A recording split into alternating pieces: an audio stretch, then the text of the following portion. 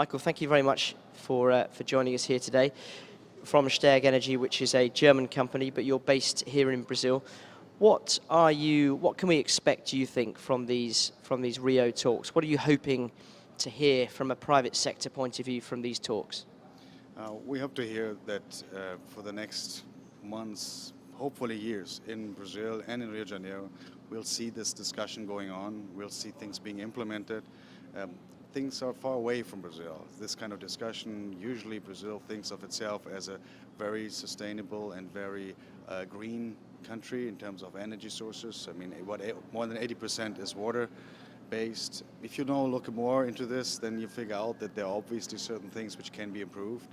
And I think a lot of policy making is important. It's also important to try to make out of this water-based or this hydropower-based now in developing solar power, wind power, sustainable energy. So we hope that that is a good starting point. There's a lot of talk here about involving the private sector, probably mainly because people want the private sector to invest more. In terms of Brazil, do you think there is a strong enough framework in place for the private sector to really get involved in investing in greener projects? I think there is a lot of interest of the private sector to do so. I think the framework, they are big niches which do work already well. I take one example, the sugarcane-based cogeneration plants in the ethanol plants. That was something, then was a framework needed, which was provided about 95, 96 in on legislation. From that point on, you could actually generate energy and put it into the grid. And that was something very important. And then basically everybody today who's doing new plants or the bigger groups, they all invest in highly efficient cogeneration plants. So, yeah, were you going to add? Yeah, so that's one example of this. I mean, but I think it's always necessary as a first start to give a certain incentive. We see today, for example, a lot of wind power coming up. On, let's say, from the private sector, a little bit unsustainable prices. They are very low in comparison to the world market. We are roughly a little bit more than $45, $46, $50 per megawatt installed, which is very low. And it's people, we all think that might be a problem in terms of viability. We will see. So some framework would be probably important to have a long-term sustained growth and implementation. But since Brazil is a big country and has a lot of resources, also a lot of investors, that is probably first way to go. Where are the real opportunities in energy provision? Are we looking at biomass? Are we looking at other forms of renewable energy? Where do you see the real gaps in the market, the real opportunities that big energy companies like you will seek to exploit? We think when you look today on the thermal power plants, which are actually only backup plants to the actual grid, I think there are not that big opportunities, with the exception being biomass, but it has to be a planted biomass. It cannot be just based on residuals because these plants are small.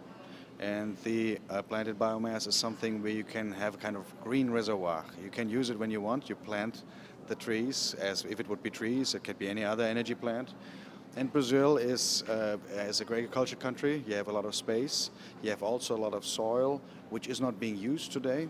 So the problem of energies versus food is not really right now an issue in Brazil. There's a lot of space which you can still use, and actually can use it as in getting a better environmental standard in that region with social effects. I think that's a very important thing. You can go in that direction.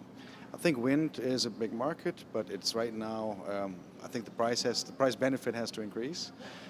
We do also think there's a lot of potential in the industry side and also in the building side to improve efficiency. Energy efficiency, the so-called not megawatts, but the negawatts. I think what is needed are business models like energy savings companies, etc., to really implement these things, but there's really a big potential in energy savings in Brazil through all the energy sources.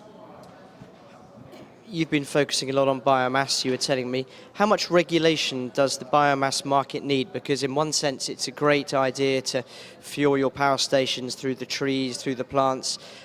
But if the consequence of that is that lots of trees and plants get cut down and not replaced, that's clearly an issue. So from your point of view, how much regulation do you think this industry needs to avoid everyone getting a bad name? I think the biomass plants today, or the bigger initiatives, they have a very sustainable business model and also natural model, what's called, behind them. There's a very good legislation in place in terms of environmental licensing. I think in terms of the hydrological use or water use, that probably is something which we need to look a little bit more to that. We as a company do, obviously, but I think there's legislation. Sometimes it looks like a little bit harvesting. So I think in that respect something can be done. But today you can see very big agriculture and biomass projects, even for industrial purposes, maybe sugarcane or for the paper and paper industry, for example. They do that for a long time now in Brazil. There is a good legislation. It's also a good, it's an accepted model, and it does work sustainable. It is important that you have to make sure that whatever you plant, when you harvest, you plant again, and you have something else afterwards as well. Okay, and in terms of looking ahead to perhaps Rio+40, where do you think the energy market will be? What kind of energy mixes will we see around the world? Around the world, I hope 100% renewable. I really think, I do believe that that's the way to go. 20%, 20 years from now. I think Brazil can actually be one of the leaders of this. You have a lot of hydropower today. There's a lot of sun.